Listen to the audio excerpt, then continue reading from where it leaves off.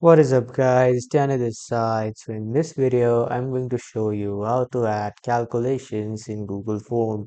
So first off, head over to Google Drive by just simply typing Google Drive or drive.google.com on your browser search bar.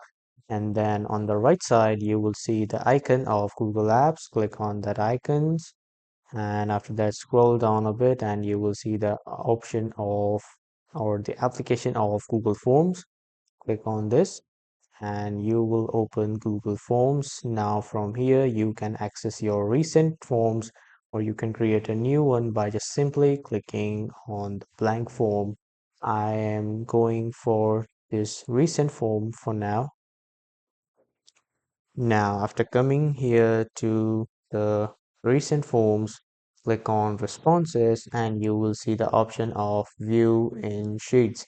This opens the linked spreadsheets and it helps to view the Google form in the sheets.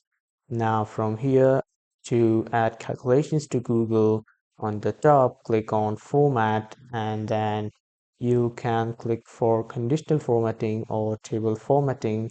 I will click for now, I'll go for conditional formatting. And then from here, you can apply the range. You can set the format rules and then you can add another rules. And then when you can even style it, when you are done, just click on done. And this is how you can add calculations in Google and you can even add the rules. This is how that is done. That's all for the video, everyone. Thank you for watching.